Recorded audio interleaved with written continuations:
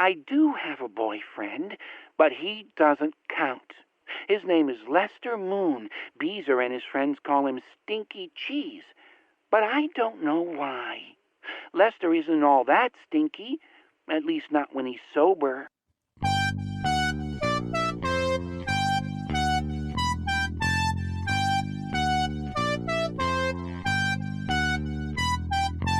Help me in my search for knowledge. I must learn the sacred arts. Who dares to help me raise the one whose very name steals my heart? Astaroth! You are listening to Unscripted Moments, a podcast about Propagandhi. On this episode, we are discussing Come to the Sabbat, the secret track on supporting cast. Last Will and Testament fully fades out at 6:12 into track 12, and the secret track comes in at 11:07 with a very odd voicemail sounding recording, and then into the song. But what a lot of folks might not know is that the song originally appeared on a 2002 compilation double CD in Canada called Somebody Needs a Timeout, 41 Canadian artists doing songs for children. Yeah, that's right. The song was the last song on the compilation. Other bands on the comp included, but are not limited to, M. Coop and the Evils, Moneen, I Spy, Greg McPherson, Blunders Spublic, Christine Fellows. The comp is a benefit compilation for the Dream of a Common Language music program in Winnipeg. So I tracked down this compilation a couple years ago whenever I realized that Propagandhi was on it, because I was trying to be like a Propagandhi physical media completist for a while there. And I think I have everything for the most part, except for the demo tapes. I can't track those down. But I did manage to get a copy of this double CD compilation a couple of years ago. And it's very difficult to find. I think there's one copy for sale on Discogs as of this recording, and I think it's around $40 plus shipping. So it's not that easy to find, but there are a few blurbs inside written by the people who put the compilation together. And there's an opening quote on the inside of the booklet that says, "We, as the musical community, have two choices: to allow our youth to be cut off from the cognitive and social benefits that music has to offer, or do something about it. Music is a moral law. It gives a soul to the universe, wings to the mind, flight to the imagination, a charm to sadness, and life to everything." And then it quotes Plato right there. So that's kind of cool. And then it also goes on to say, "Music has the unforeseen potential to awaken parts of our being that have remained asleep and unknown to us, like the eye's first waking glimpse of the sun's rays beaming in through the stillness of the morning. It can fill us with a sense of clarity, wonder, and hope for the clear days or dark nights to come." And then another says, "They are learning a language that can take to the furthest corner of the world and instantly communicate." So really cool quotes that open up the inside of that booklet. And then on the back sleeve that sits on the inside of the jewel case, it talks about the program itself that you mentioned. It says, "The idea for the Dream of a Common Language music program grew from a group of individuals who all shared a passion for music and who wanted to make sure that youth in the inner city had the opportunity to be fully exposed to all the benefits that music has to offer. This CD is an example of the efforts of many who have given their time and shared their music to help ensure that inner city music programs flourish in the city of Winnipeg. This CD is proof of the desire to make sure that musical instruments, instruction, and a place of refuge where young people can discover the music within them are made readily available to any and all involved, whether you bought the CD, contributed a song, or are currently volunteering as a music mentor. Thank you." And then there's contact information for James Ash, who put the compilation together, on the inside of the booklet. But hilariously, as you very well know, Come to the Sabbat, talking about Satan and witches, ceremonial practices, is not exactly a child-friendly thing for a children's compilation. And Steve, on the inside of the booklet, so Propagandhi's track is track 20 on disc 2, but it says track 20 and 15 minutes. So It says, parental warning. Naturally, this song contains subject matter which may not jive with everybody. To listen to it, you must wait 15 minutes after the last song or fast forward if you are impatient. Don't say we didn't warn you. So, like, they wound up on this compilation for kids with Come to the Sabbath in 2002. And it says it was written by Widow, who is also known as Black Widow, who we'll talk about in a minute. And then it says recorded and mixed by Propagandhi. So that's a little bit of detail about this compilation. And what's really the only reason I even knew about this is because this compilation came out in 2002, right? And this was really 7 years later on supporting cast. And I didn't even know about this compilation at all because I originally invited Beeve to come on the show to talk about this song. And he informed me that it predates his time in the band by a lot. And this song is also credited on Genius as being produced by Bill Stevenson, but the band made this song themselves in Chris's basement. So the Genius citation citing Bill Stevenson as the producer is not accurate. So those are some of the things that I was finding out with relation to this song's timeline, its appearance on the comp, its appearance on supporting cast, and where it fits in the status of the band as far as Beeve being involved in Propagandhi.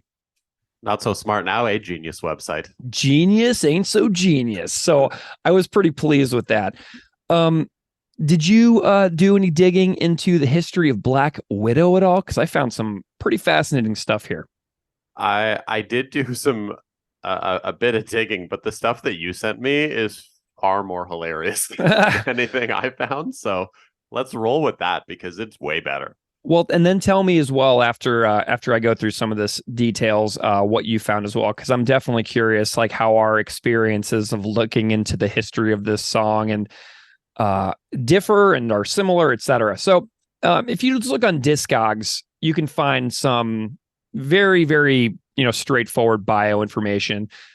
Black Widow, or Widow as they're called as well, were a British rock band formed from after the breakup of a band called Pesky G or Pesky G. Don't really know how to say it, but it's Pesky and then Gee. And they were formed in Leicester, England in 1969.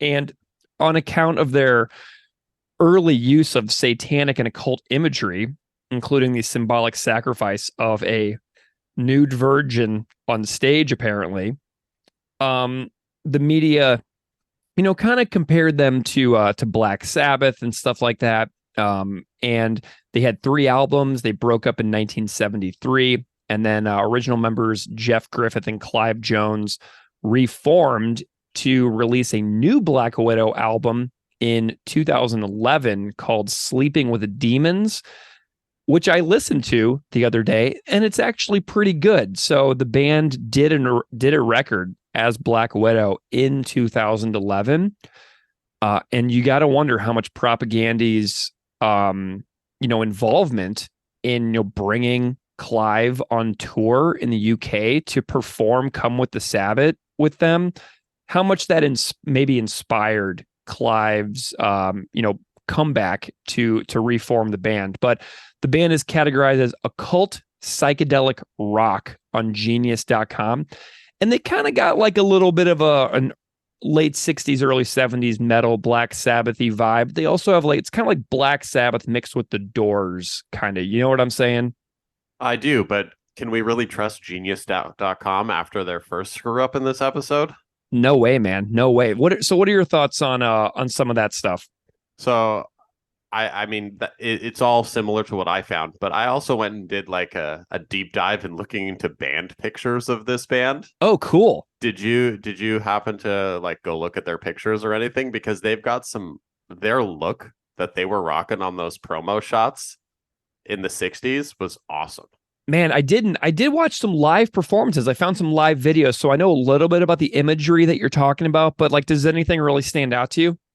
Oh, they like you said, they very much got that whole Doors crossed with Black Sabbath vibe like down. Like their aesthetic, everything they've got going on is exactly that. Yeah. Yeah. So you mean like they're like physical dress and the Oh, image and stuff like that they're putting across? exactly. Okay, sweet. Nice. Yeah, and the sound of the band is super fascinating because of their use of saxophones and flutes, which obviously Black Sabbath wasn't really doing. So there is a little bit of a variation there, and there's a lot more psychedelic kind of trippy stuff going on with Black Widow compared to Sabbath, in my view. I'm not a Black Sabbath expert by any means, but whenever I think about like the sounds coming out of my parents' records from like LA Woman and stuff like that, like Doors records like that, it seems like it's got a lot of a parallel to what Black Widow is doing in comparison with stuff like Black Sabbath was doing as well. Honestly, more rock bands need to get back on the flute train. Yeah, jazz flute. So there is a YouTube performance that I found of this tune that I really liked.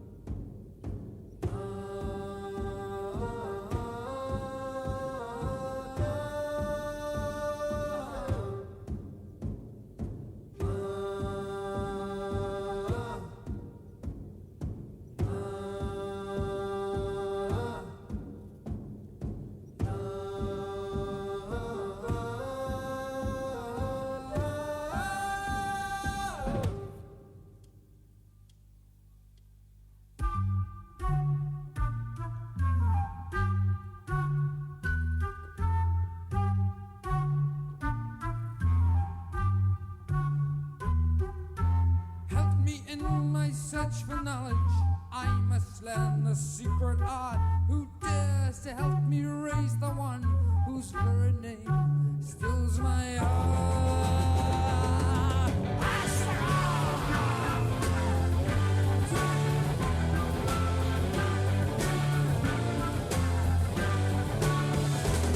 Discard your clothes and come on board. Whose shoes and beers and moonlit more. Your body's soaked in secret art. Join me in my search for power. Lives and customs bring a kin. We'll be as one within the hour. Let the Sabbath now begin.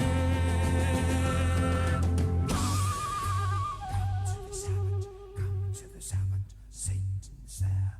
Come to the Sabbath, come to the Sabbath, Satan's there.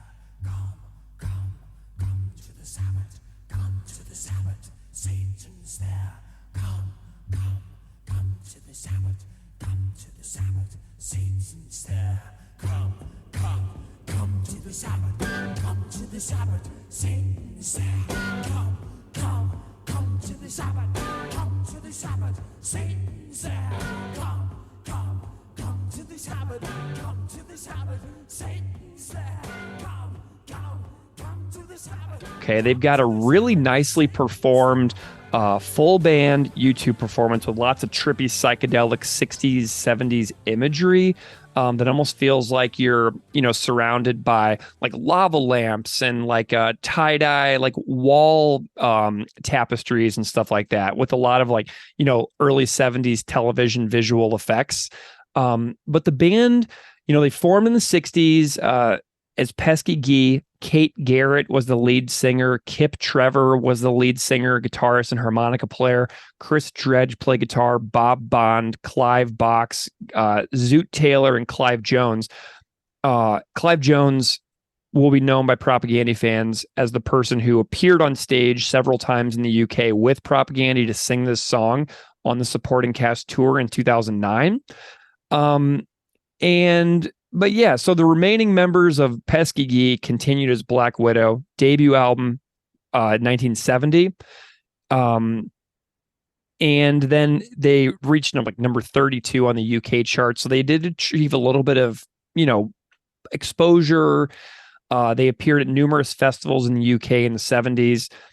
And this song originally appears on that 1970 LP Sacrifice. which Sacrifice is a name that many people on this podcast will know because of the Canadian band. So here's a little bit of a coincidence that Black Widow's first record is called Sacrifice, which is kind of cool.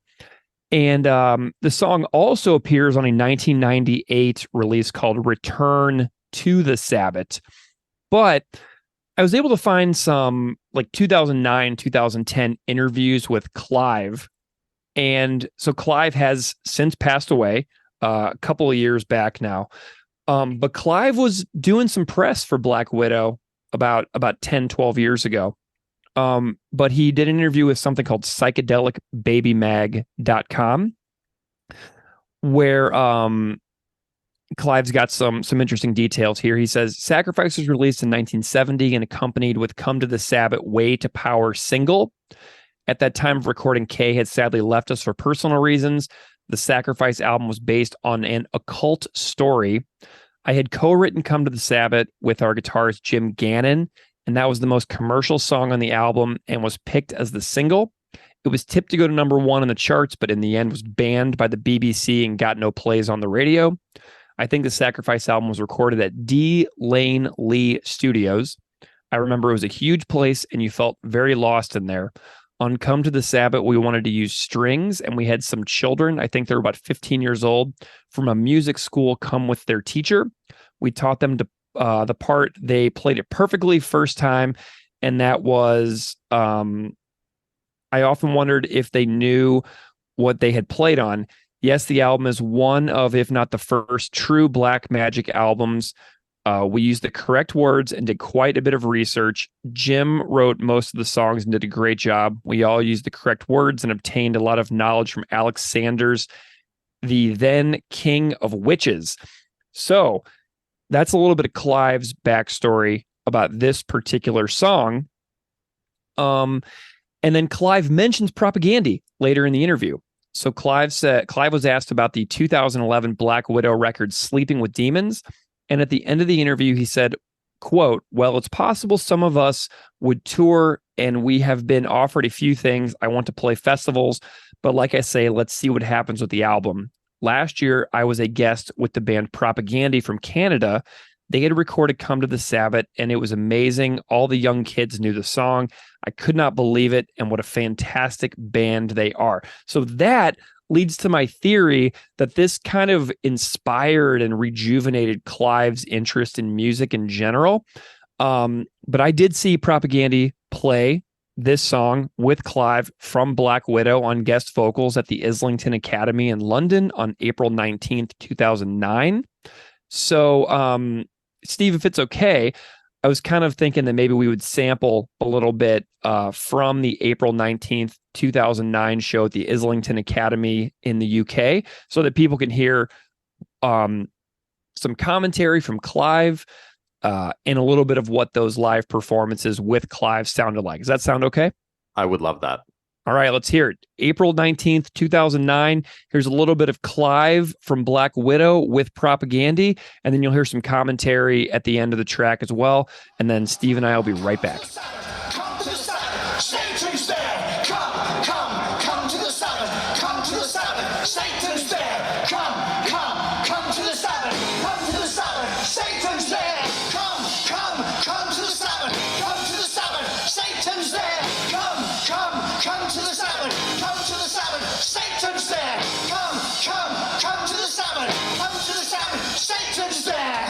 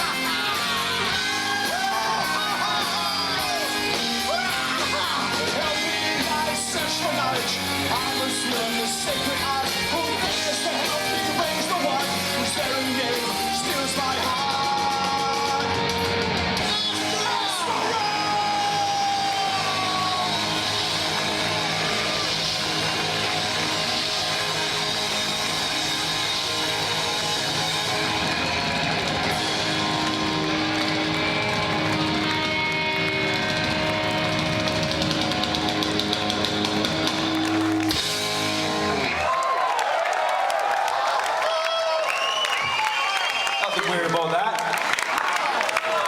Can I just say, I've done 3 gigs with Propagandhi now. I've never really heard of them before, but I just want to say, you love me, I love you.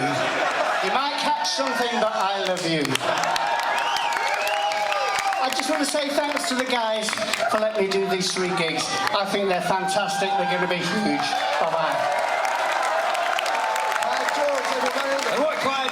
We love you. I'm only 60 years old.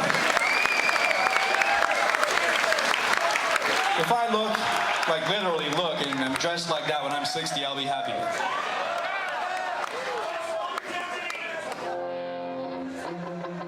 already look like that. All right.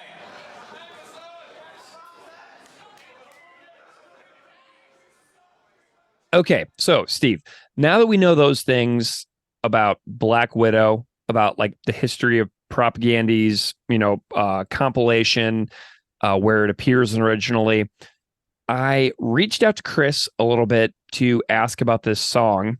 I can't really imagine that Chris is going to do a Patreon episode about this song on his own show, so I figured that getting a little bit of commentary from him was not a bad idea on this one, just to see like, dude, why would you spend your time making this cover? If you know what I mean? Because it's not easy to record music at a high quality. I mean, there's a lot of, setting up and drum tuning and then getting sounds, and then you have to record the darn thing and learn it, and then you have to mix it and master it. There's a lot of work that goes into creating a cover. It's not just like, for a band like this, it's not just like plugging in a microphone to GarageBand like I do and then yelling your head off in your living room. There's a lot more that goes into it. So I kind of wanted to know a little bit about the why from Chris. So I asked him that question. I was like, why? And he said, it's just such a great classic song from my childhood. It was on a weird comp called Metal Inferno out of the UK that I stumbled upon at the department store my sister worked at in the 80s. So I went and found that compilation on Discogs, and it exists. So tell me what you think. So, further clarification here. I'm trying to set the scene for anyone listening to this from Canada. Right. So we're talking early 80s department store in Canada. Are we talking Sears? Are we talking Eaton's? Are we talking Zellers? The Bay? Where did Chris's sister work in the early 80s? He didn't say. He didn't clarify. So he held back on the specifics. He held back. We're going to need that Patreon episode, because this is a key detail that's been left out to really set the scene. Yeah, what's the Canadian department store that recently is like coming back? The Bay? The Zellers. The Zellers is coming back. Okay, sweet. I think I live close enough to Canada where I heard about this recently, and it was kind of big news. They started putting Zellers inside, like on the third floors of the bays, because the bays, no one really goes there anymore. So they're like, we need to rejuvenate this. So let's pop some Zellers up on the third floors of the bay. And amazing. Yeah, I haven't actually been to one. There's one here in Burlington, like not far from me, but I just haven't been to it. And then they announced that bay is closing down. So I don't. Oh my God. Is it by the IKEA in Burlington that everybody in Buffalo goes to? I'd say it's maybe a couple blocks from there for sure. Oh, wow. Okay, sweet. I drive past it every time I go up to Toronto. So, I was like really intrigued by this compilation, and it does exist. I went on Discogs, I found it, and other bands that are on it are Venom, Witchfinder General, Crucifixion, Cloven Hoof, Demon, Blood, and Angel Witch. Come to the Sabbat is the last song on that comp, and it's listed as being performed by Widow, not specifically Black Widow, and it came out on LP and cassette versions. Chris also clarified to me that the song was recorded in his basement, not the blasting room. Bill Stevenson apparently had nothing really to do with it. I don't know if Bill and Jason at the blasting room did any kind of mixing or mastering or anything like that. But I know the band made this song themselves. But it was a comp of local bands doing songs for kids. Then I asked Chris about the sound bite that precedes the cover on supporting cast. And he said that the soundbite is from a Stephen King audiobook, but I can't remember the name. It was not one of the famous books, that's for sure. So I did some digging and I found that passage from a Stephen King and Peter Straub book called Black House. And the book is 26 hours long. And apparently it is book 2 of some kind of series. So Chris must have gotten like really into that series or something. But I went and found a version of the story that you can find online. Here's the passage from Black House that you can hear on the audiobook by that apparently they sampled. So this is the quote. I do have a boyfriend, but he doesn't count. His name is Lester Moon. Beezer and his friends call him Stinky Cheese, but I don't know why. Lester isn't all that stinky, at least not when he's sober. So obviously, I have no idea what the context of this quote is in the book, but you can find Black House by Stephen King on Audible, and a little bit of the summary is this. 20 years ago, a boy named Jack Sawyer traveled to a parallel universe called the Territories to save his mother and her twinner from an agonizing death that would have brought cataclysm to the other world. Now Jack is a retired Los Angeles homicide detective living in the nearly non-existent hamlet of Tamarack, Wisconsin. He has no recollection of his adventures in the Territories, and he was compelled to leave the police force when a happenstance event threatened to awaken those long-suppressed and dangerous memories. When a series of gruesome murders occur in western Wisconsin that are reminiscent of those committed several decades earlier, Jack's buddy, the local chief of police, begs Jack to help find the killer. But are these new killings merely the work of a disturbed individual, or has a mysterious and malignant force been unleashed in this quiet town? What causes Jack's inexplicable waking dreams, if that is what they are, of robin's eggs and red feathers? As these cryptic messages becomes impossible to ignore, Jack is drawn back to the Territories and to his own hidden past. So if that sounds interesting to you, that is where the audio snippet at the beginning of Come to the Sabbat comes from. And I don't really have a particular theory about why that's connected to the song in general, because I haven't read the book at this time. So there's that. I'm shocked that you didn't fully just read all the book before this episode.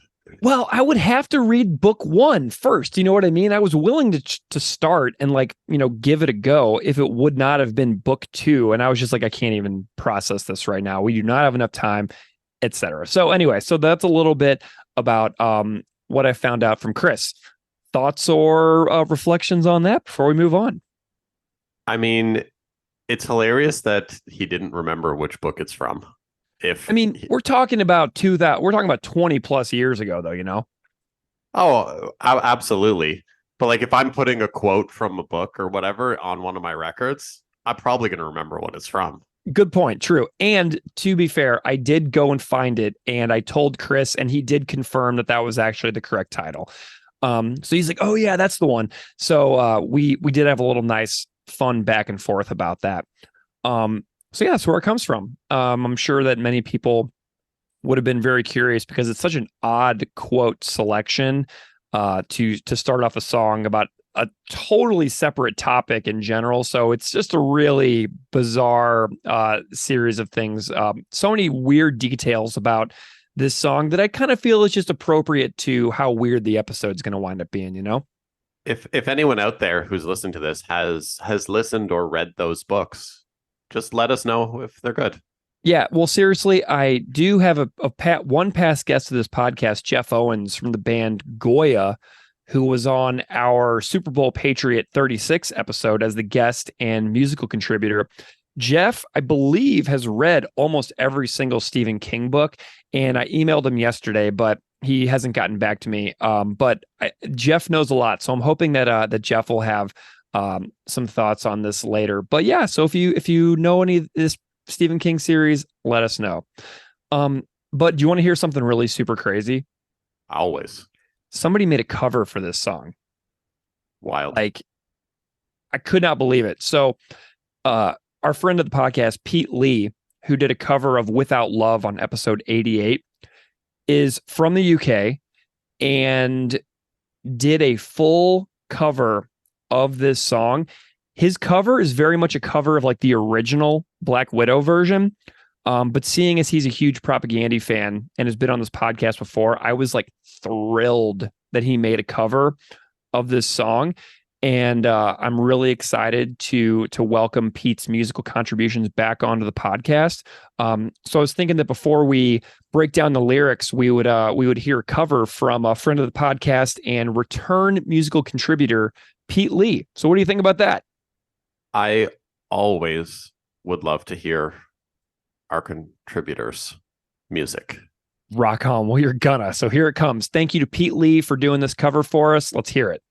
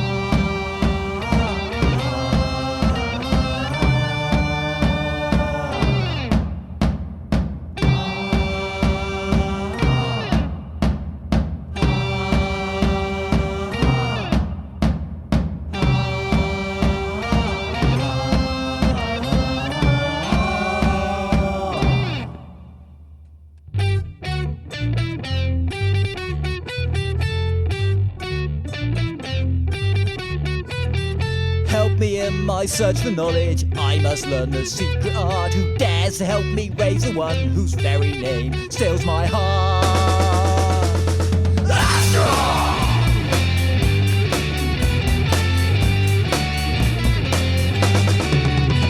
Discard clothes and come on foot through streams and fields and moonlit moors. Your body soaked in secret oils. Perfume herbs will heal your sores. Join me in my search for power. Wives and husbands, bring your kin. We'll be as one within the hour. Let the Sabbath now begin. Come to the Sabbath. Come to the Sabbath. Satan's there. Come to the Sabbath. Come to the Sabbath. Satan's there. Come to the Sabbath. Come to the Sabbath. Satan's there. Come to the Sabbath. Come to the Sabbath. Satan's there. Come to the Sabbath. Come to the Sabbath. Satan's there. Come to the Sabbath. Come to the Sabbath. Satan's there. Come to the Sabbath. Come to the Sabbath. Satan's there. Come to the Sabbath. Come to the Sabbath. Satan's there.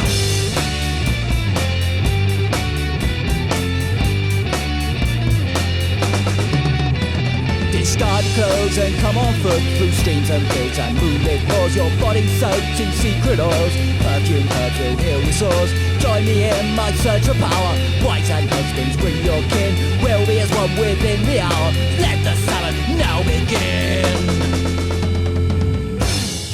Come to the Sabbath. Come to the Sabbath. Satan's there. Come to the Sabbath. Come to the Sabbath. Satan's there. Come to the Sabbath. Come to the Sabbath. Satan's there. Come to the Sabbath. Come to the Sabbath. Satan's there. Come to the Sabbath. Come to the Sabbath. Satan's there. Come to the Sabbath. Come to the Sabbath. Satan's there. Come to the Sabbath. Come to the Sabbath. Satan's there. Come to the Sabbath. Come to the Sabbath. Satan's there. Come to the Sabbath. Come to the Sabbath. Satan's there. Come to the Sabbath. Come to the Sabbath. Satan's there. Come to the Sabbath. Come to the Sabbath. Satan's there. Come to the Sabbath. Come to the Sabbath. Satan's there.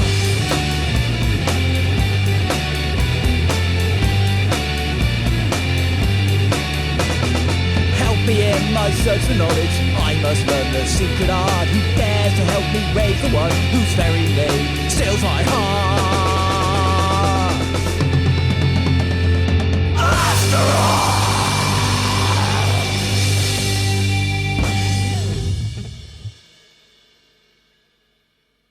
All right. Thank you so much, Pete, for doing another cover for the podcast and having some fun with that tune. It's really awesome that the people have contributed so many amazing covers to this podcast over the last 3+ years. It really just elevates the entire project to another level. Okay, so let's talk about the music for Come to the Sabbat. I'm curious, Steve, you play a little music more than me. And the original and the Propagandhi version have some pretty distinct differences. So I'm just curious about your listening experience for these two versions. So, I mean, who doesn't love the flute in the original one? Mm-hmm. It's awesome. Mm-hmm. The original one, again, it just has a really cool vibe to it. I really like the original version. The Propagandhi version, I mean, it's not bad. It's hilarious. Yeah. But I actually prefer the original version better. I do too. The Propagandhi one, so the original has that really cool flute intro with like just the drum toms with boom, boom, boom, boom, boom, boom, boom. Bum, bum.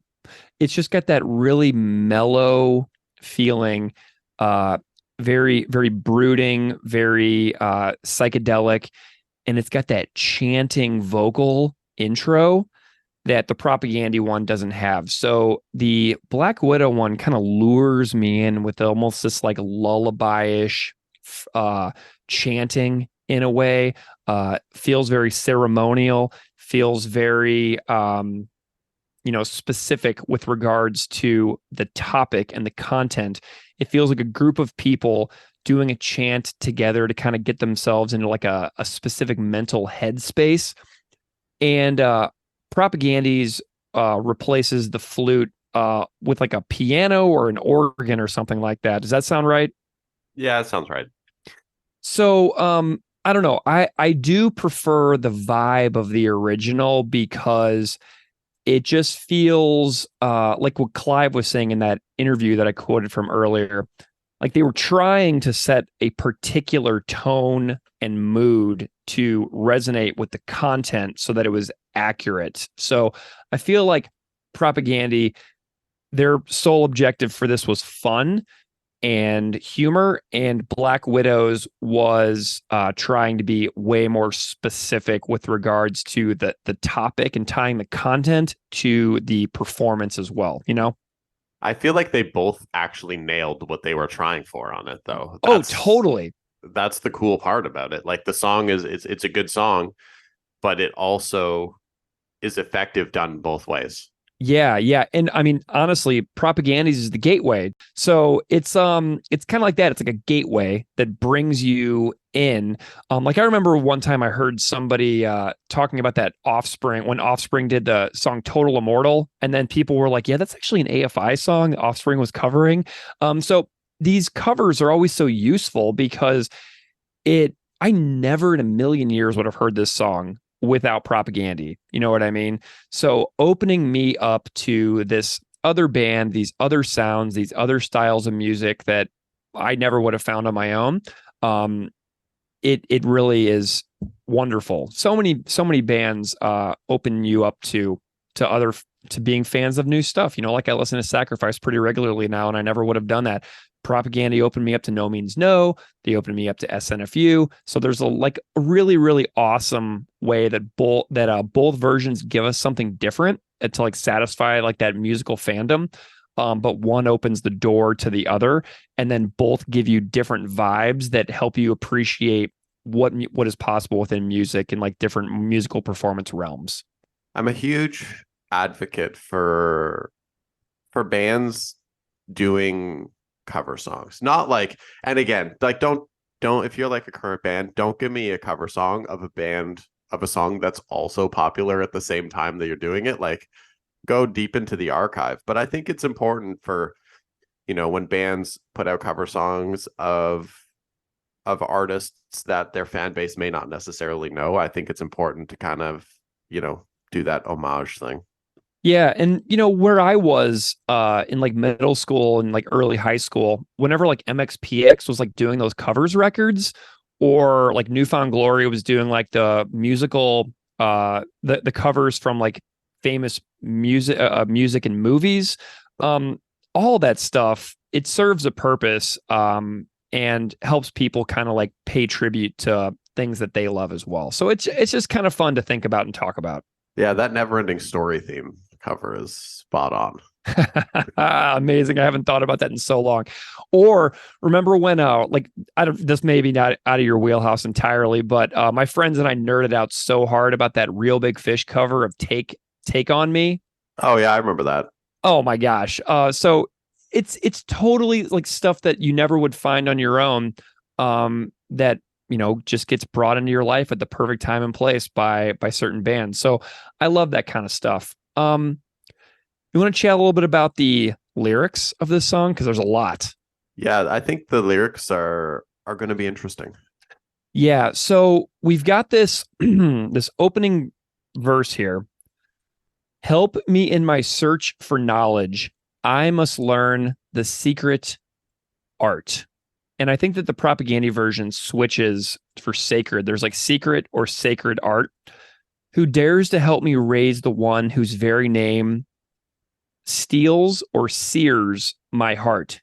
Astaroth. So there is a really important name here dropped. Who is Astaroth? Astaroth in demonology is known as the great duke of hell in a hierarchy with Beelzebub and Lucifer, part of something called the evil trinity. Astaroth is most likely named after a Near Eastern goddess called Astarte, and the name Astaroth is derived from that of 2nd millennium BC Phoenician goddess Astarte, who is an equivalent of the Babylonian Ishtar. And as a former 10th grade English teacher myself, who taught the Epic of Gilgamesh many, many years, many times in a row, Ishtar, who appears in the Epic of Gilgamesh, immediately caught my attention. There's also another related Sumerian deity called Inanna. So Astaroth is mentioned in the Hebrew Bible in plural and singular forms. And there are biblical references to Astaroth in 1 Kings, Judges, 1 Samuel, 2 Kings, Deuteronomy, Joshua, 1 Chronicles. So there's a ton of biblical references. So, for example, here's a quote from Deuteronomy, book 1, verse 4. This was after he had defeated Sihon, king of the Amorites, who reigned in Heshbon, and at Edrei had defeated Og, king of Bashan, who reigned in Astaroth. So there's a reference. Here's from Joshua 9:10. And all that he did to the 2 kings of the Amorites east of the Jordan, Sihon, king of Heshbon, and Og, king of Bashan, who reigned in Astaroth. Here is Joshua 13:31. Half of Gilead and Astaroth and Edrei, the royal cities of Og and Bashan. This was for the descendants of Machir, son of Manasseh, for half of the sons of Machir, according to their clans. So there's apparently it sounds like there's like a city as well who's listed here. Hey, Greg here. Just wanted to jump in for a second because as I was listening back to this section, I realized that I didn't really pick quotes that I felt captured the Astaroth details from this song, and I wanted to add a few more quotes. So I'm on a website called BibleGateway.com, which I've used in the past because, as many of you know, I teach religious studies for a high school, and so this is kind of an area that I wanted to dive into a little more deeply. So if you go in and you search the keyword Astaroth, a ton of quotes come up. But whenever Steve and I were recording in the moment, things just kind of, go at their own pace. And I picked some quotes that I didn't really feel were useful enough. So let's go through a few more. Judges 2:13 says, "And they forsook the Lord and served Baal and Astaroth." So there's another one. Okay. Let's also go down here, and here's another one from Judges 10:6 that says, "And the children of Israel did evil again in the sight of the Lord, and served Baalim and Ashtaroth, and the gods of Syria, and the gods of Zidon, and the gods of Moab, and the gods of the children of Ammon, and the gods of the Philistines, and forsook the Lord, and served not him." From Samuel 7, 1 Samuel 7, it says, "Then the children of Israel did put away Baalim and Ashtaroth and served the Lord only." So there's just a couple more. I wanted to just add this little appendix in here because I feel like these quotes capture the tone and the purpose of this song in particular. So hope you enjoy. Thanks. So there's a lot of biblical references with this name as well, which is really fascinating. So I was kind of like nerding out and like digging into some of the biblical references, like a little bit of the history within demonology, some tying to different cultures and traditions that are, pre what we know as the Bible now. And I found that very brief connection to the Epic of Gilgamesh to be pretty fascinating too. So while you were kind of talking about that, I was actually looking because I was curious. There are so many bands named Astaroth. Interesting. So many. And if you can imagine, they almost all have the exact same aesthetic. Oh yeah, like the bundle of sticks. Oh yeah, aesthetic. Every one of them. And like they're all taking their pictures in black and white in a forest. Mm-hmm. Yeah, it's awesome. Yeah. Well, so there's apparently a lot here. And so this is something that, like, on my other podcast, I've talked about like religion and stuff for years and years. And so it's pretty wild how in depth and deep this all goes. As far as religion goes, it never ends. I've been like talking about religion on another podcast for like 6 years at this point, and you just never run out of stuff to talk about. You'll get exhausted by the topic and content before you'll ever be like tired of thinking, before you'll ever have like no topic to talk about. So this is like just my very cursory first glances through this, and it's just kind of been an interesting little sojourn through some Bible references and some demon references the last couple of days. I had a good time with it. It's super interesting stuff. If you can spare the time to go through it, it's absolutely worth looking into. Yeah. Well, and so we got this next verse. "Discard your clothes and come on foot through streams and fields," which is reversed by Propagandhi, by the way. Streams and fields is reversed. "And moonlit moors, your body soaked in secret oils, perfumed herbs will heal your sores. Join me in my search for power. Wives and husbands, bring your kin. We'll be as one within the hour. Let the Sabbat now begin." So it's a group of people traveling to a spot to all convene for what is known as a witches' Sabbat. Okay. So what is a Sabbat? Is it a Sabbath? Is it a Sabbat? Are those things the same? Are they not? So Merriam-Webster dictionary defines Sabbat as a witches' Sabbath and any one of 8 neo-pagan religious festivals commemorating phases of the changing seasons, cited in an article on The Conversation by a author named Helen A. Berger. And Berger writes, most often these rituals, a part of Wiccan spiritual practice, celebrated the cycle of the seasons in 8 holidays called Sabbats. So Sabbat and Sabbath are not the same thing. A Sabbat stands for a myth related to meetings of witches. Sabbath is used to refer to the 7th day of the Jewish week. So if you ever see this song spelled as Sabbath with an H, for example, there is a Merciful Fate song called Come to the Sabbath with an H on the end. It is literally referring to the day of rest from the Bible.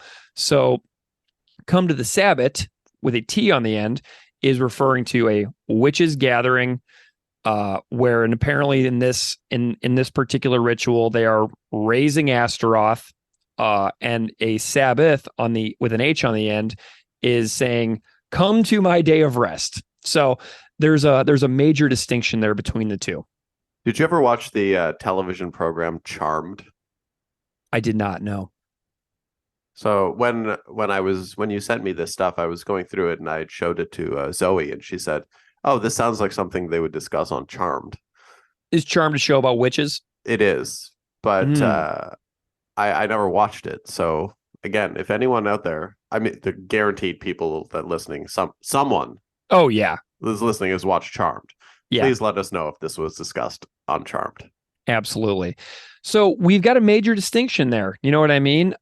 It's such a similar term, Sabbat and Sabbath, that just, distinguishing the differences between the two. I actually had a really nice conversation with a friend of mine who is a professor of religious studies at a university, and we were having a blast chatting about this. And then I sent my friend down a rabbit hole as well, finding all kinds of books related to this topic. So it's a deep, deep well. Like Steve and I, you and I are like in a little rowboat right now, like rowing across a lake, talking about this on the most superficial levels.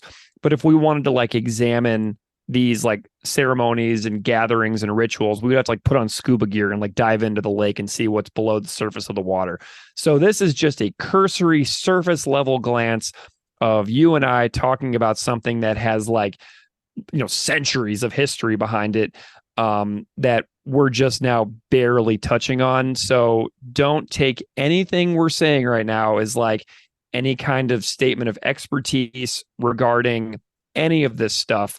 This is just our surface level explorations out there. So if anybody out there listening has any additional commentary, we are totally awesome and open to all of that. And I love like when people send me stuff and I can like put it in the Instagram stories or something like that and call it like an episode appendix. Here's a little more detail on what we were talking about in the episode. So if you have any thoughts and comments that you really want to share, let me know and I will share it for listeners out there on social media. So yeah.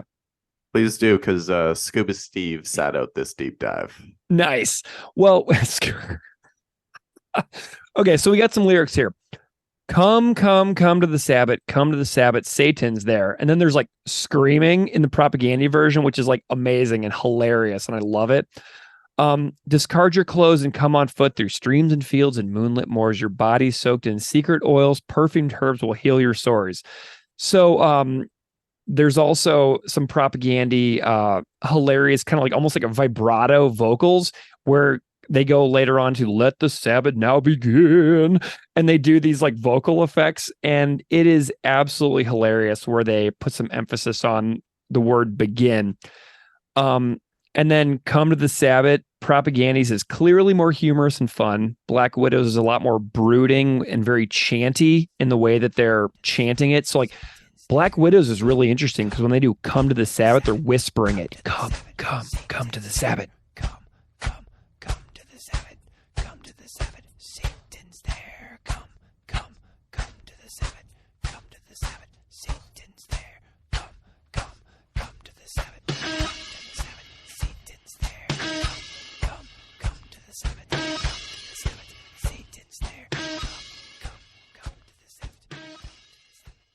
So it's really different compared to Propagandhi's singy version, and Black Widows is very chanty.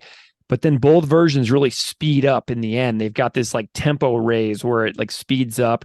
There's fantastic like comedic screaming that almost kind of reminded me of Humane Meat in the intro to Humane Meat. So and then there's a really great closing scream in the Propagandhi version where they scream Astaroth and then they have like a super wicked guitar solo. So there's a lot in these versions that is like really, really fun to digest.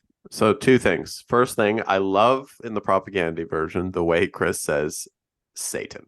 Yeah. Yeah. The way he says Satan is awesome. And Satan. Number two, so this originally came out in 2002 on that comp. Yeah. But was it recorded in 2002 or did the recording predate 2002? I think it's 2002-ish. The comp, let's see, let me look at this compilation CD booklet here. It does say 2002 Campfire Records. So it had to have been pretty close to that period of time. So, 2001, 2002, probably something like that. So in terms of who actually played on the Propagandhi version. Yeah, this is a trio. So Todd, Chris, Jordan, Okay. Yeah. So this is I mean, I could be wrong. Who really knows? Like, did Todd actually play, or does this predate Todd? No, Todd joined in 97. 96. 96, but did they so I guess they were my thinking was, did this funny joke song record in Chris's basement pre Todd's joining? Did they record this at the same session as the Venom session? Chris told me that this was definitely recorded in his basement in the email that he sent me about the song. Okay, so this was basement and the other one was attic. Yeah, because the Venom cover was recorded with Chris and Jord only in an attic, and Jord on an electronic drum set. So this one I think is a little bit elevated as far as like their performance goes, and I do think it's the later generation, post John K. Samson. Okay. Probably post Empires by quite a bit too. Yeah. So I get the impression it's likely a 2002-ish, but without Chris like specifically confirming that, there's really no way to know. So maybe, who knows? Maybe I will inspire him to do an episode on some of his other stuff. But we have talked about the band, about a lot of their covers. Like Jordan and I talked about 2 government issue covers, and then the global genocide cover, and then Chris and Keith talked about the Code of Honor cover. And the Concrete Blonde cover as well. So, we've had a really good time talking to them about covers. Like I said earlier, I him on the podcast to say all this stuff himself. Oh, well. Yeah. I love hearing bands talk about songs that they cover, because there's almost something different about the way they talk about the songs rather than them talking about their own songs, because they're obviously fans of what they're talking about. Yeah. And it's more of like an impartial thing. So I really enjoy that. Oh, yeah, totally. Like my favorite interviews with Chris are the ones that Keith did about the covers, and then the interviews that I did with him about his A Catastrophic Break with Consensus Reality covers. Because it just gets people to talk about their own personal interests and journey, which is really fascinating when they talk about their own music. But like the covers are like the story and the stepping stones to how they got to where they are now. And so this Black Widow cover, Chris is like, this is like a distinct memory that he has from the mid 80s, from this one specific compilation where Venom is on the compilation.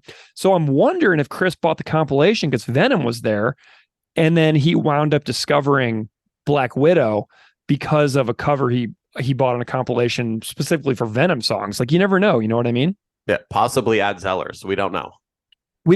Could be the Bay. Who knows? Who knows if they even sold CDs at those stores back in the 80s? Who knows? But I'd imagine it was a compilation on a cassette or an LP, because I don't think there is a CD version of that Metal Inferno compilation. So anyway, really cool cover, really interesting history behind Black Widow. Really crazy that I got to see one of only a handful of shows where Clive, the flute player from Black Widow, got to sing with Propagandhi on stage doing this song live in England. Like, I can't believe that I was there. And Frank Turner, the UK singer-songwriter who I interviewed like on episode 13, he was there too in the same room with me before he got like to be like a internationally known singer-songwriter recording artist. So it's just really amazing that I actually got to witness this cover being performed with Clive. Because when I watched the video from the show that I was at, I was scanning the crowd to try to find myself, but it was recorded on like a 2009 digital camera, and it just gets pixelated when it moves quickly. It's not like today's cameras where like I would have been able to pick out my own face. Because I was like 6'5", you know what I mean? You can see me in the crowd in any video that pans a crowd. So I was like, oh God, where am I? But it was just slightly too pixelated when the camera was moving through the crowd. But it just took me right back to that moment standing in Islington Academy in 2009, watching this show. on the heels of supporting cast coming out and being completely blown away by how great supporting cast was, and then being like laughing so hard that I was watching this particular performance. So anyway, it was just a cool memory. Can't believe I saw it. So glad I saw it. And I've just, had a really good time digging into the topic and content of this like occult stuff and the demons and everything listed in the song. I have a slight tangent here, if you'll Do permit it. Being 6'5", when was the last time you went to a theme park? It's not a very frequent thing for me. I'm actually trying to remember now. I know I went to like Darien Lake anytime, or I've never been to the Six Flags here in Buffalo. No. But man, I feel like I have gone to the fair. I've been to the Erie County Fair a couple weeks ago, and I did ride the Zipper, which is a violent, spinny ride. I rode, the giant tall carousels, and I rode the big swings that swing everybody around in little basket seats, like 20 feet above the ground, feeling like I was going to die at any moment. So I do stuff like that sometimes, but it's not my favorite thing to do, but I'll do it for my kid. Did you have any issues getting on the rides being 6'5"? No, not really. It's just not very comfortable. I did the, oh gosh, what's it called? Where you, it's not the teacups, but it's like you're in like dang, can't remember the name of it, but I did some ones where it's like you had to pull that bar down to kind of keep yourself in from flying out. And like my legs were like, my knees were right up against the wall on the insides of those little cars. So it's not super comfortable for me, but I'll cram myself in there once in a while if it means my kiddo and I can have some fun together. Because the reason I ask is because last week or the week before, anyways, recently I went to Canada's Wonderland with Abe, who was on our 30th anniversary. Yeah, love Abe. With Abe and his family, and his dad was there, and Abe and his dad are both too tall to go on rides. Oh my God. Did you tell Abe that I said hi and thanks for contributing that wonderful conversation? I did.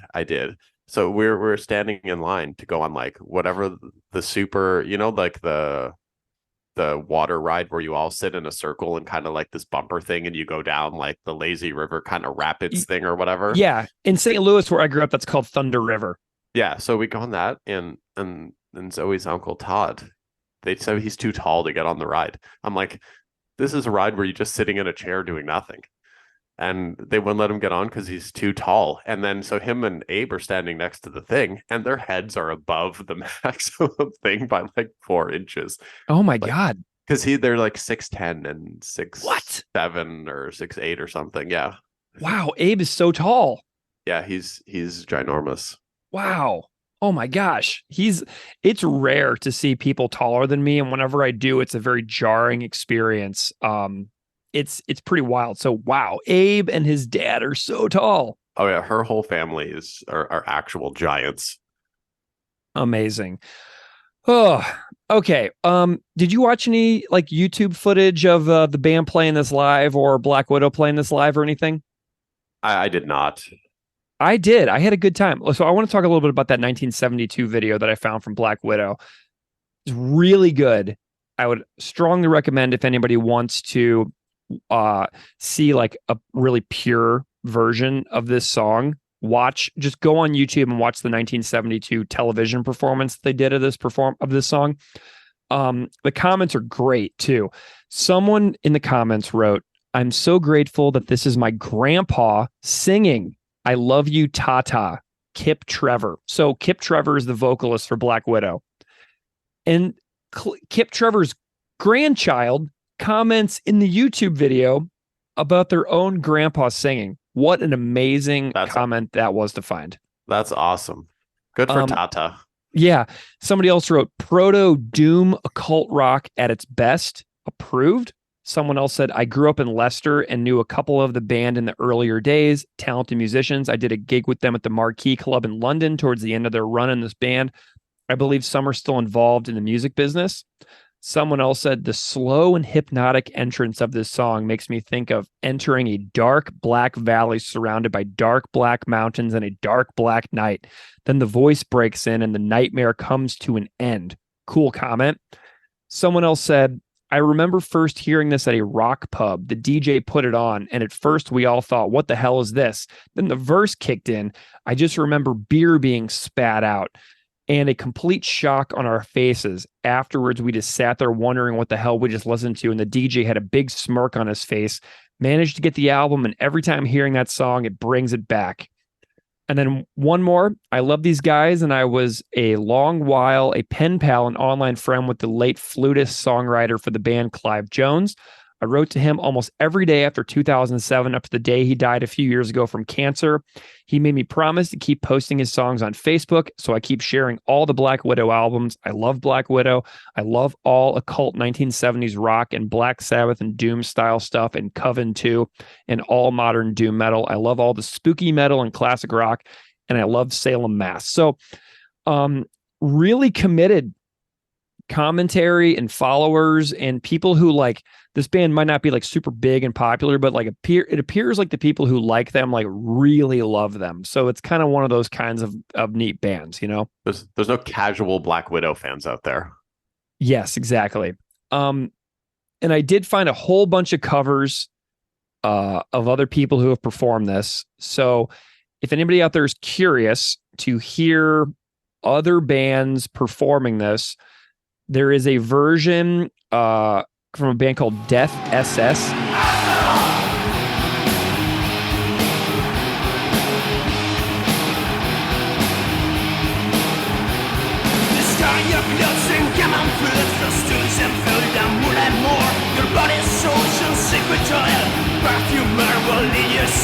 Join me in my search for power. Ways and nostrils, bring your kin.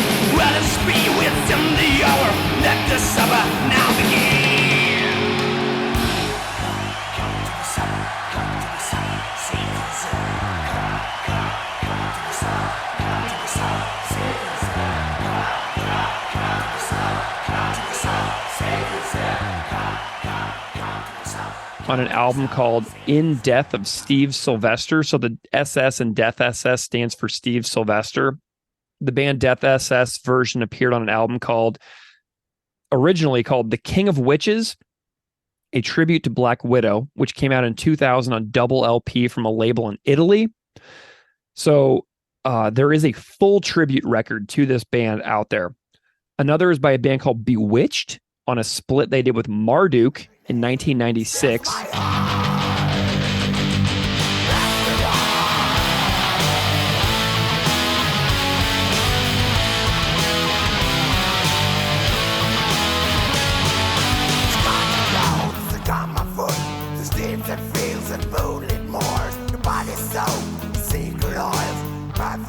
Another easily findable version was done by a band called Tokian Vortex on an album called Thy Throne Is Mine, and it came out in 2020. And another is done by a guy called Timberjack Donahue. Come to the Sabbath, Satan's there. Come to the Sabbath. Come to the Sabbath, Satan's there. Come to the Sabbath. Come to the Sabbath, Satan's there. Come to the Sabbath. Come to the Sabbath, Satan's there. Come to the Sabbath.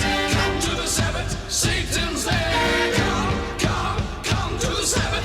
Come to the Sabbath, Satan's there.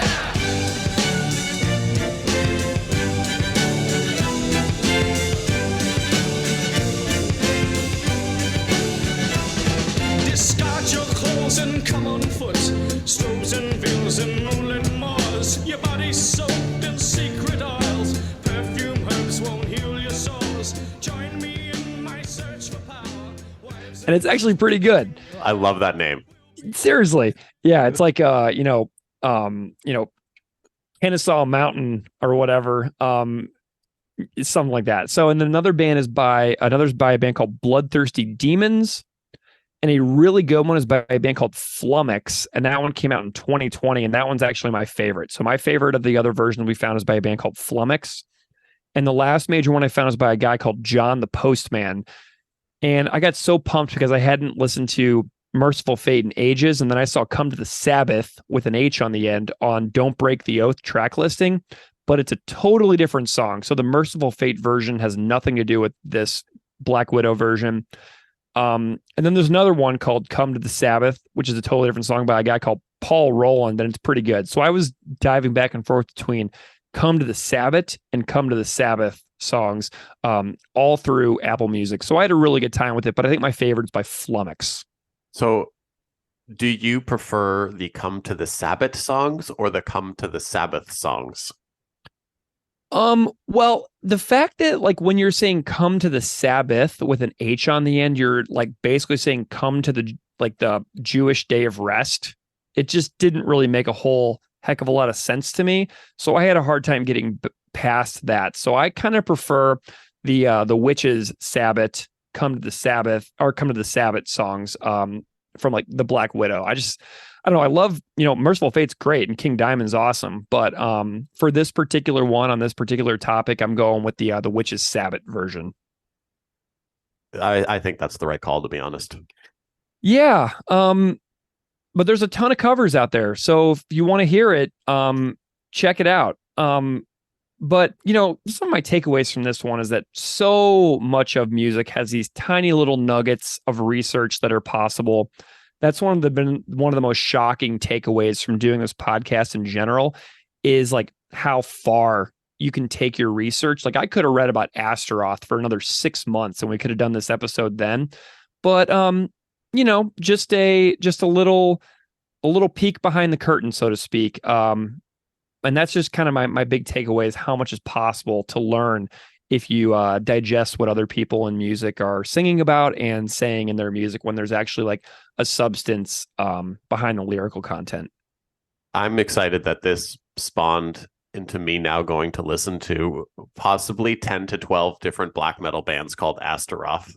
Dude, you never know what door opens up. And if you find any black metal bands who are unproblematic in a variety of social issues, please do let me know, because I do enjoy black metal, but it's also very difficult to identify which bands in black metal are people that I don't really want to associate with. You know what I'm saying? Man, it is so hard. So if you find any good ones, feel free to let me know, because I do enjoy that musical style from time to time. They should start having, like, when you look up a black metal band, they should say, okay, cool to listen to or problematic. Like there should just be the disclaimer on whatever streaming music app you're listening to it on. Be like, hey man, you should probably not let everyone know you're listening to this. Exactly. All right. Well, Steve, do you have any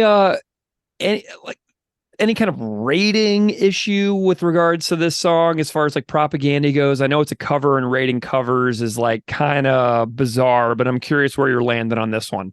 So I'm actually going to change this one up slightly, and I'm going to rate both the original version and the Propagandhi cover. Ooh, fun. Do it.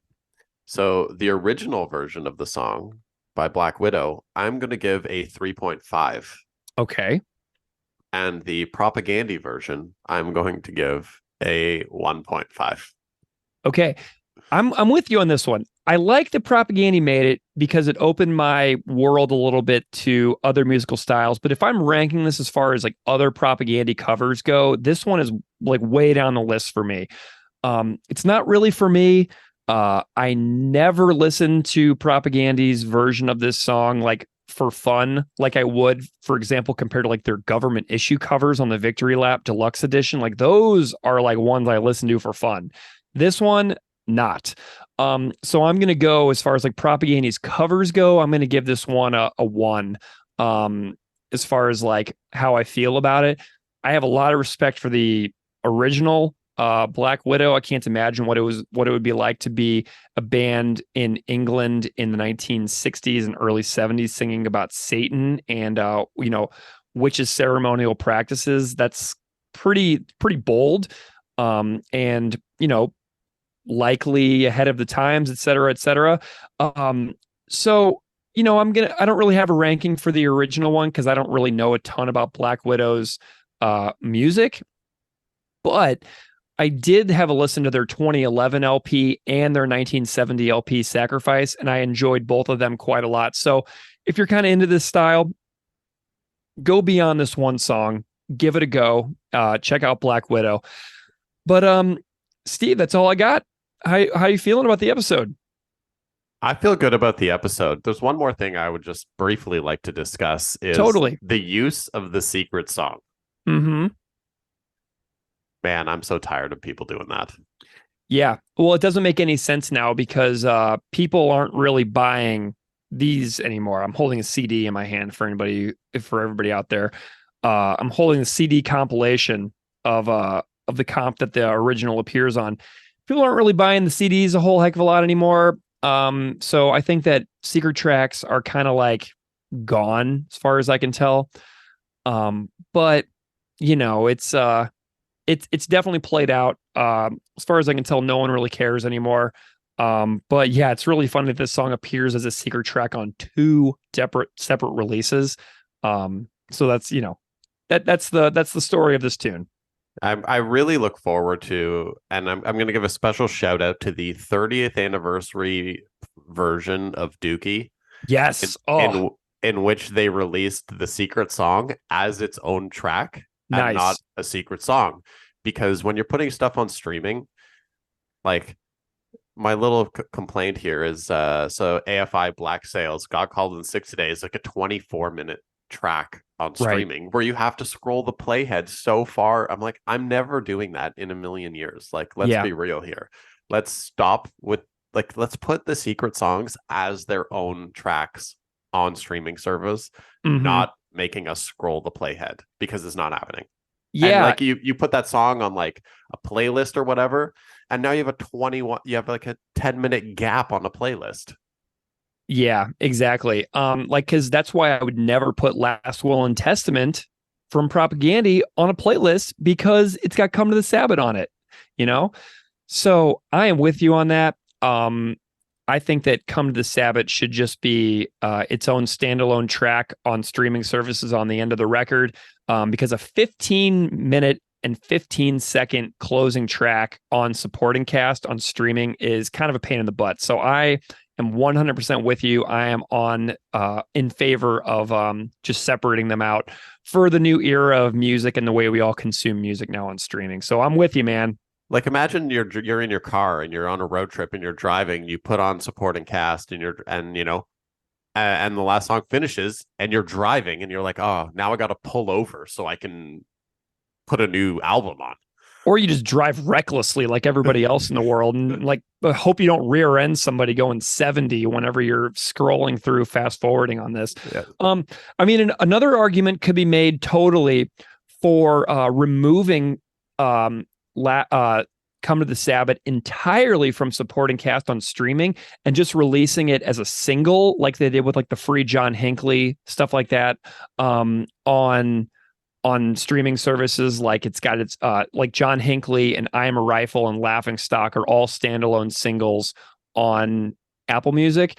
You could totally do Come to the Sabbat as a standalone single, and it would be an easy way to separate out the streaming revenue that possibly the band would pay to Black Widow as part of like the revenue streaming for that song, to have that cover up on streaming services. It'd be easier to figure out like actual streams of Last Will and Testament versus Come to the Sabbath. So there's got to be like a business angle here as well. You know what I mean? Did we just solve Propagandhi's accounting problems? It's very possible. It's very possible. Because seriously, if you think about it, like because like I think on streaming services, bands that are the original writing artist get like writing credits for stuff like DistroKid. And so if DistroKid is like hosting a streaming service to like Apple Music and it's tracking the data for multiple songs, if you have Last Will and Testament written solely by Propagandhi and Come to the Sabbat written solely Black Widow lumped together as one track, how would you ever divide out that revenue, if any actually even exists on streaming? You know what I mean? So how would you divide out who gets what if you're doing streaming revenue for cover artists? Like, how are they going to split up that 3.5 cents that they get from the streaming of that song? Absolutely. So I'm sure this one's a big money maker, and I'm sure this really breaks the bank, but it's just a great idea to separate this out and give it its own single next to I'm a Rifle and Free John Hinckley and Laughing Stock. I think that's just kind of a reasonable idea for how to make Last Will and Testament be the closing statement of this record, and end on that, because that is the last, like the name of the song, Last Will and Testament, that in and of itself, that should be the close of the record. And I think that Come to the Sabbath should be possibly removed from the streaming versions for the future and just stuck on streaming as its own single. Man, this was our like old man rant of the day. Yeah, man. We're all of a sudden we're like business people up in here. Oh, okay. Well, Steve, great chat. Awesome breakdown to Come to the Sabbath. I had a total blast. If anybody out there wants to get in touch, you can find us on social media at Propagandhi Pod, and you can find us on email at propagandhipod@gmail.com. Steve, until next time, had a blast, and talk to you soon. Later. Come to the Sabbath. Come to the Sabbath. Satan's there.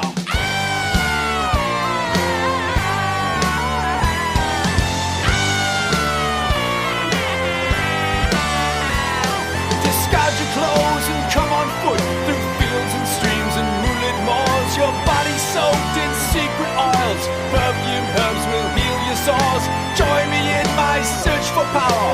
Wives and husbands, bring your kin. We'll be as one within the hour. Let the Sabbath now begin. Come to the Sabbath. Come to the Sabbath. Satan's there.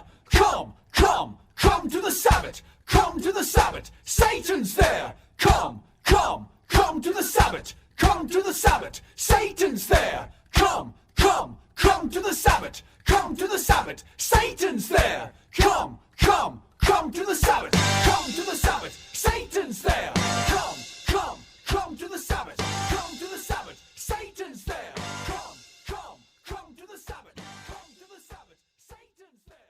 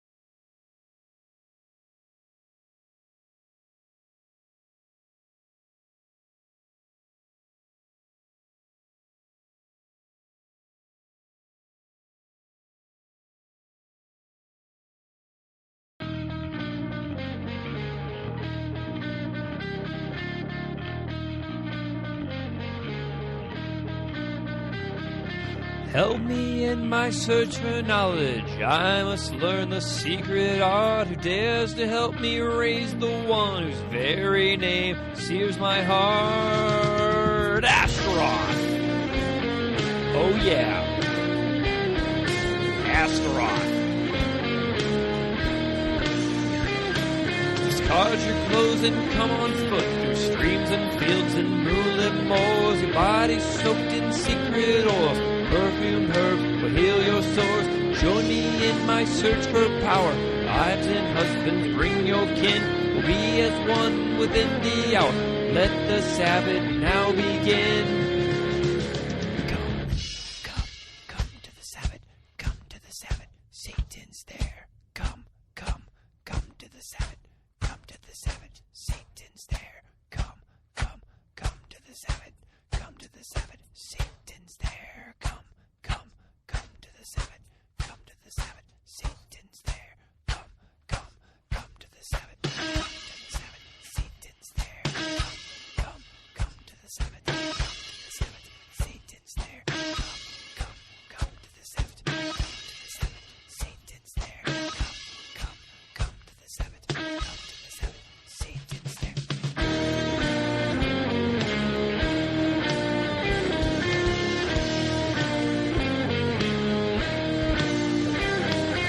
Cause your clothes and come on foot through streams and fields and moonlit moors. Your body soaked in secret oils, perfumed herb will heal your sores.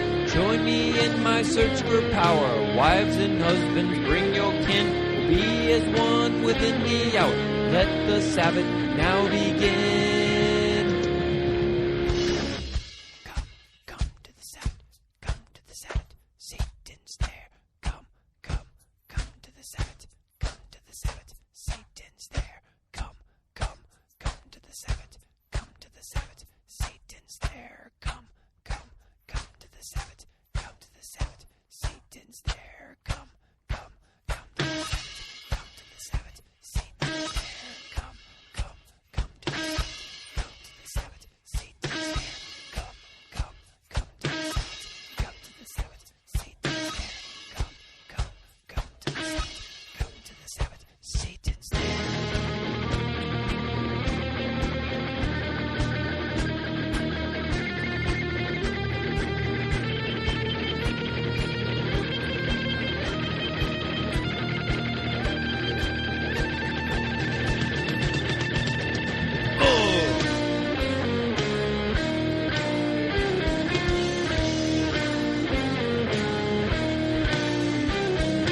Help me in my search for knowledge. I must learn the secret art. Who dares to help me raise the one whose very name stills my heart?